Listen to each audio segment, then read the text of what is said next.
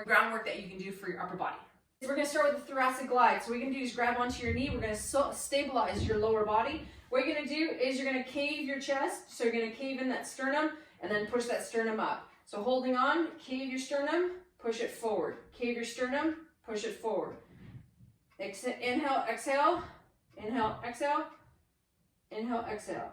Okay? You're going to notice that when we go right into our cat-cow, a couple variations here is if you go hands directly underneath the shoulders, knees underneath the hips, what you're going to do is spread the shoulder blades as much as you can and then drop and look up to the ceiling as best you can. Exhale, inhale, fill the lungs. Exhale, tuck your tail. One more, look up to the sky, push your hands away. Okay, if that's too much for you to separate your shoulder blades, what I want you to do is sit back a little bit on your heels if you can, close the gap. And what we're gonna do is you're gonna think about spreading your shoulder blades and then squeeze the shoulder blades. Spread them and squeeze them. So very similar to what we just did, because now we're just trying to move that thoracic spine here.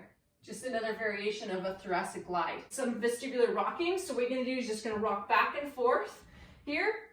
Again, try to keep your feet tucked under. If you have knee pain, then you may not be able to rock that too far back. So if you can only stay up here, the key is to bring your shoulders forward of those wrists. Okay, so we did a little bit of wrist stuff, but I'll work on a little bit more of that coming up. Okay, so we just do a few of those. Now what I want you to do is you're gonna rock all the way forward, dropping your chest to the floor. Shoulders can be on the ground, shoulders down. Push yourself up, look up to the sky for a little up dog or baby cobra. Come on down again. If you want to go a little bit higher, you can push yourself up to the best of your ability. Shoulders shouldn't be at your ears. Shoulders set, look up. Okay, if you feel pain, don't go that far. Only go to where you're comfortable. Okay, so here, play with it as long as your shoulders are set and away from your ears. Okay, now what you do is sit back right into your heels. Best of your ability, kneeling lat stretch, pushing your chest into the floor, forehead. If you can get to the ground, great. Walk your hands to the right. Push your left hand as hard as you can to the floor and push your hand hard into the floor. Push your bum away so you're feeling nice stretch down the left side of your lat or down the side of your back.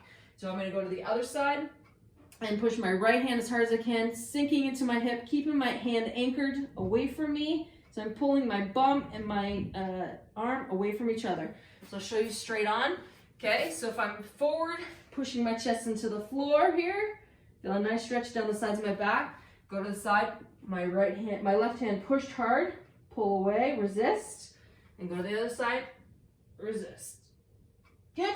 Next one we're going to do is elbow to sky, hands and knees, hand behind the ear, elbow points to the floor. You're going to inhale, then blow out all your air, look right past your elbow as best you can, and then come on down. So inhale, blow out. Big thing with this one is not letting the hip kick out.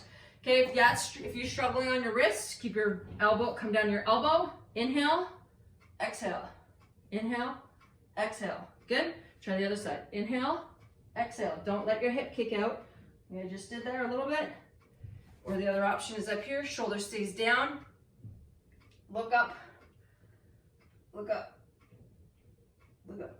Okay. Next one's going to be called thread the needle. Make a fist and you're going to pull, keep that hand anchored, pull away, and then you're going to do is you're going to reach up to the sky and take a look at your hand. Make a fist, resist, pull, and reach up as far high as you can. One more, resist, and reach, okay? Make a fist, resist, and reach. Make a fist. So I don't want your head to go all the way down like in yoga, per se. Not to say that you haven't done any neck stuff, but in case there are some contradictions, I just want to focus on stretching out the back of your shoulder. Okay, so I'm just going to resist here, find the resistance, and then reach up to the sky. Okay, good. Let's go right into the wrists. Lots of variations here. So what you're going to do is, to the best of your ability, you're going to point your wrists towards you. You're going to rock back and forth like a seal. If that's too much, you can go out to the side, and all you're going to do is rock back and forth. This may be extremely uncomfortable if you're not used to doing wrist things, and that's okay. Next one is you're going to put the backs of your hands on the floor. Again, if you can't do this both at the same time, you go one at a time. And what you're going to do is you can bend your elbow, straighten it up for 3. Okay?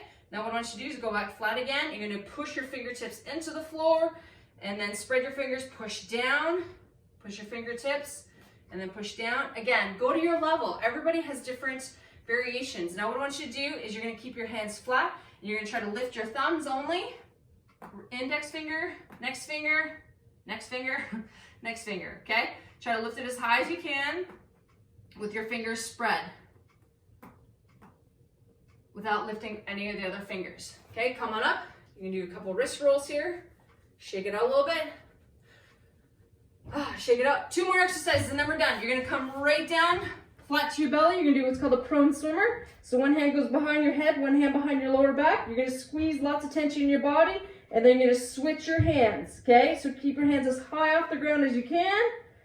For 2, and 1 more. Squeeze, lots of tension, and 3. Good, that's a really good one. It can be a little bit tougher, but I want to stabilize through the shoulders. And the final exercise of today is you're going to go into 90-90 position. If you need a yoga block or a towel or something to put your head down, you're more than welcome to do so, but I'm going to show you right now with my head on the ground. This hand is going to reach forward as far as I can, and then I'm going to bring my hand and reach behind me as best I can. Reach forward and back.